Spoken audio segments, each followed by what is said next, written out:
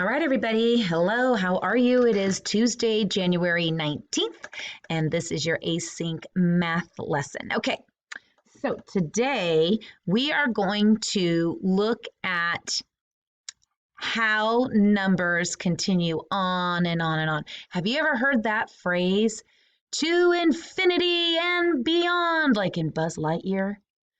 So that word infinity actually applies to math.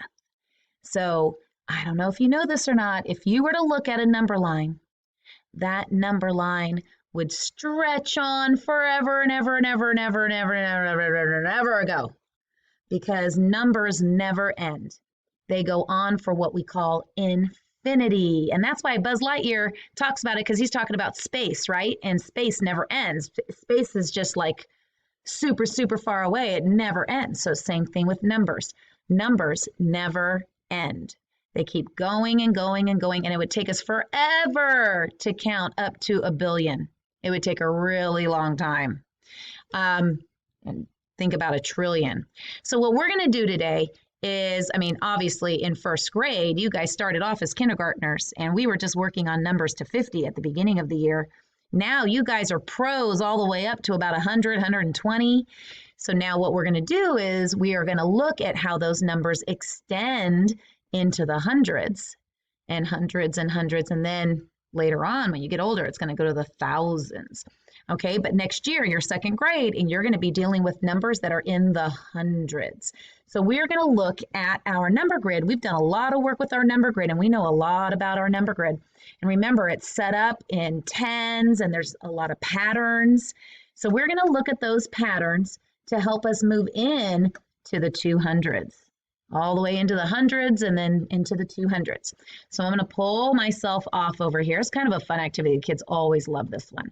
All right, so let's look at our number grid that we've been working with since the beginning of the year. And you can see that I colored in one of the rows and one of the columns. Kind of looks like a big plus sign in a way. But I want you to look, first of all, now we've been doing a lot of work with place value, right? We've been talking about tens and ones. So remember, it makes a big difference where our numbers go. The left number is always going to be in the tens column, and the right number is always in the ones column. So I know there's a glare on here, but just do the best you can to look at these green lines. And I want you to look as we go down the green line, looking for those patterns. What do you notice about the numbers as we move down the chart? Okay, think about that for just a second. All right, so hopefully you realize that this number 5 right here actually has a 0 in front, right? Because it doesn't have any tens, right? Now, do you notice how this goes to a 1? And then it goes from a 1 to a 2. And then from a 2 to a 4. A 3. And then from a 3 to the 4. And then from a 4 to the 5. So remember how this is, when we go down the chart, it's always 10 more when we go to the box right underneath it. So we have no 10 sticks here. We have 1 10 stick here. We have 2 10 sticks here, 3 10 sticks, 4 10 sticks, 5 10 sticks, 6, 7, 8, 9, 10. And then look at here. So again, 9 goes down here to 10. And that's 105. If we were to read it out like a number, we would say 105. And then look, when we go from here to here, look at this, it's 11 10 sticks now. And 11 10 sticks with 5 ones would be 115. So even though it seems like, well, we're in the hundreds now, it should be different, we can still think of them as tens, can't we? We can keep going. So 7 tens, 8 tens, 9 tens, 10 tens. 10 tens is 100. And then 11 tens. Ooh, 11 tens. So that's something that we need to recognize. Now, do you notice how the 5s never change? These never change because we're not changing the ones, we're changing the tens because we went 10 more. 10 more, we counted 10 more hops, 10 more hops, 10 more hops, 10 more hops, 10 more hops. So you see how that 5 never changes. And it's the same thing on all of the columns. These are the 2s, right? See how it stays a 2 all the way down? These are the 3s. See how it stays a 3 all the way down? Okay. And these are 4s, and same thing all the way across. Okay. Now you'll notice that these always go from 0 to 1 to 2 to 3 to 4. So it's the same pattern for all of the columns going across. All right, so now let's take a look at this green line going across in a row. Now it's a little bit harder to see because the numbers are written sideways, but I want you to look very carefully. What do you notice is changing as you go across the page? Hopefully you are seeing that the 1 goes to a 2. And look, it's the 1 that's in the 1s column, because remember, as we go this way, aren't we just counting by 1s? Right? We're counting by 1s. So this is 1 more.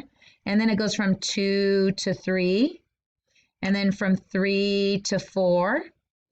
And then from 4 to 5. From 5 to 6. 6 to 7. 7 to 8.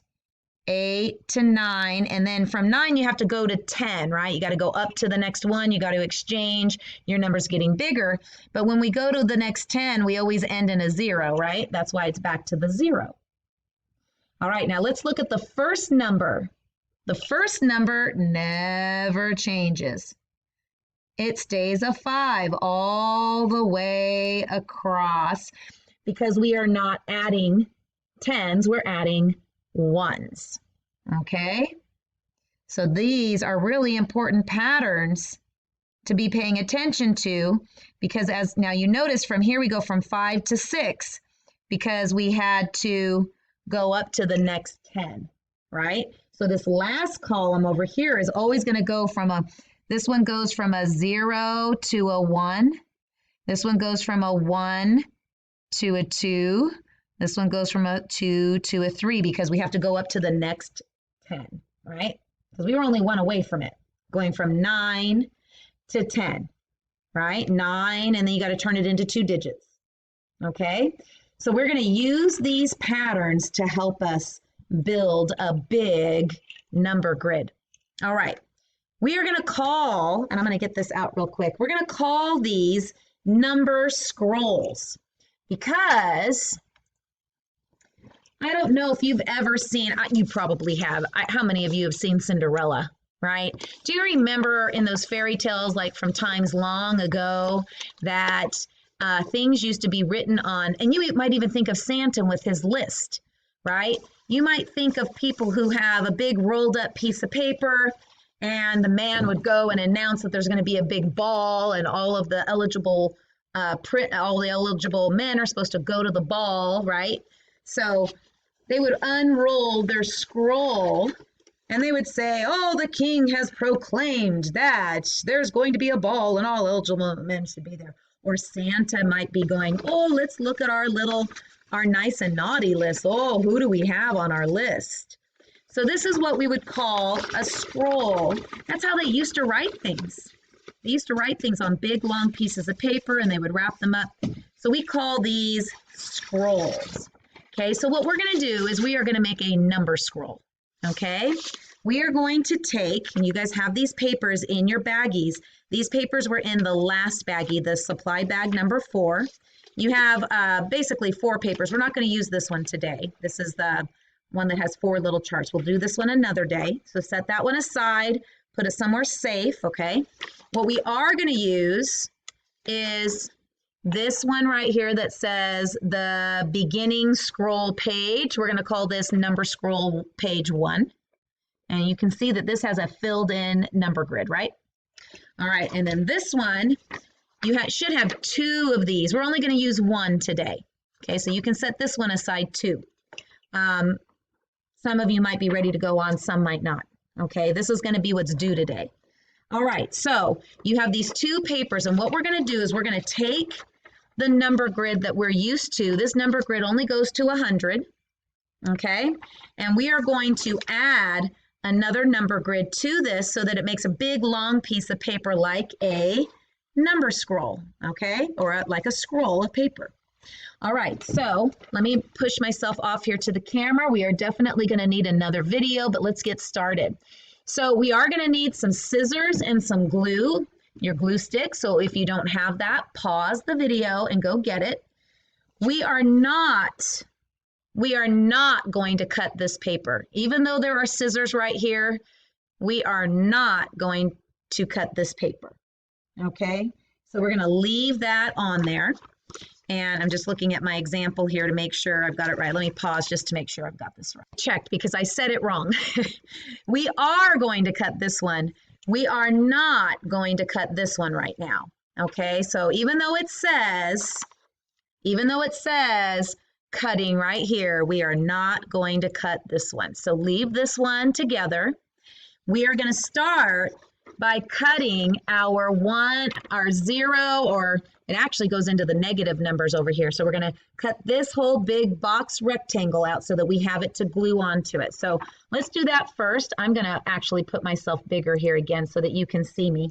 I've got my scissors ready to go. Hopefully you have your scissors ready to go. And we are going to cut right along the dotted line all the way around. Don't cut any of the rows off, just cut that whole big box out, okay? So go ahead and make sure you're trying to cut as straight as you can, because it's kind of important to be able to glue this on straight, that we have some straight lines, okay?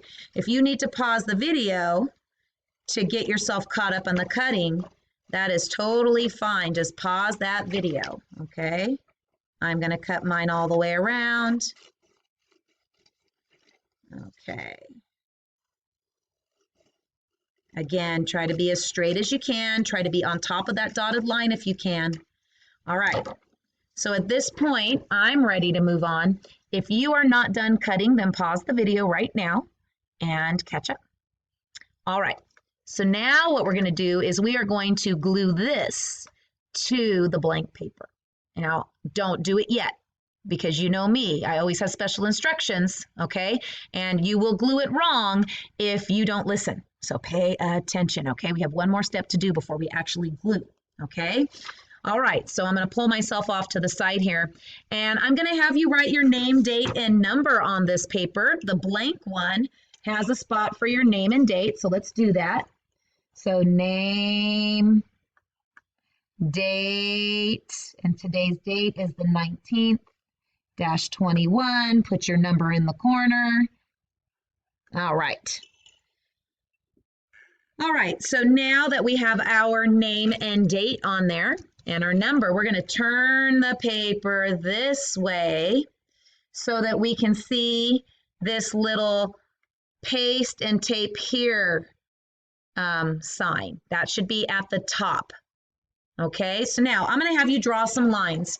So take your pencil and we're going to draw some lines up along this way, because when we glue, we are going to take this number paper and we're going to glue it right on top and we want to make sure that these lines are all lined up so that it's not crooked, okay? And we want it to be right on top of that other dotted line. So this is what we're going to do.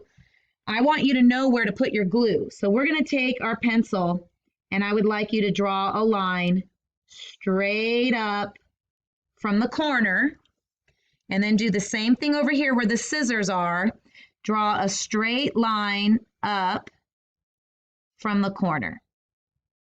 Now, this is the area where your glue is going to go.